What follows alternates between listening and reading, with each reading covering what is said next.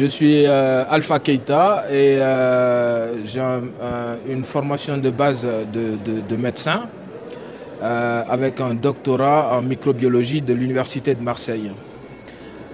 Actuellement, je suis chercheur de l'Université de Montpellier, affecté au sein de l'unité de recherche sur le VIH à l'IRD de Montpellier.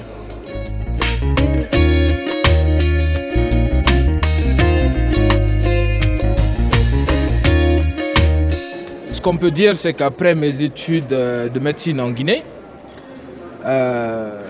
moi je voulais devenir chercheur, et particulièrement en microbiologie des maladies infectieuses. Et c'est quelque chose que je ne pouvais pas faire chez moi parce que tout simplement le cursus n'existait pas à l'université. Donc la seule possibilité qui s'offrait à moi, c'était de m'expatrier dans un pays où je pouvais obtenir ce diplôme et exercer le métier dont j'ai toujours rêvé. Donc la France, le choix de la France apparaissait un tout petit peu comme une évidence en étant francophone. Donc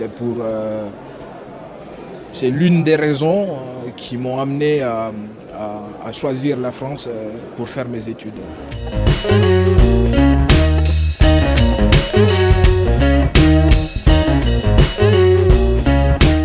C'était pas un choix délibéré.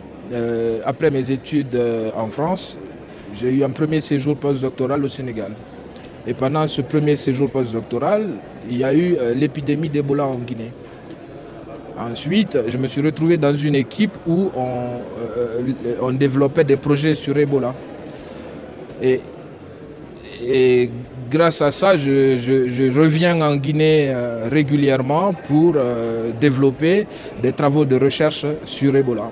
Voilà. Donc, c'est juste professionnel. Voilà. Ça n'a absolument rien de délibéré. Voilà.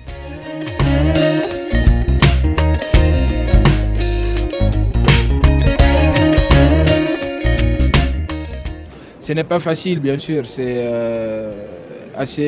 on peut même dire, c'est très difficile parce que les travaux de recherche, développer des travaux de recherche, particulièrement dans le contexte guinéen, c'est, disons, ça relève d'un parcours du combattant.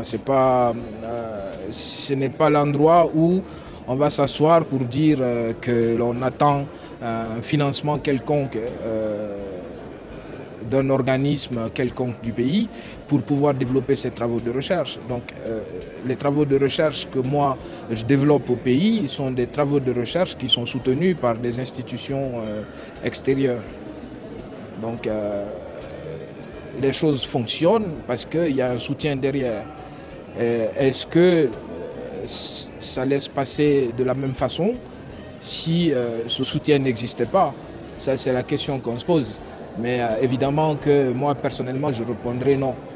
Voilà. Donc, sans ce soutien, je pense que les travaux de recherche que je développe actuellement en Guinée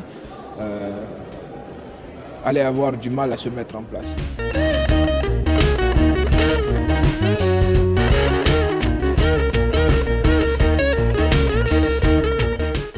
Moi, je dirais, lancez-vous. Voilà. Donc, parce que, ce qui va se passer, c'est que aujourd'hui, tout le monde le dit. Moi, on ne réinventera pas la roue, mais les choses dans le futur vont se passer en Afrique.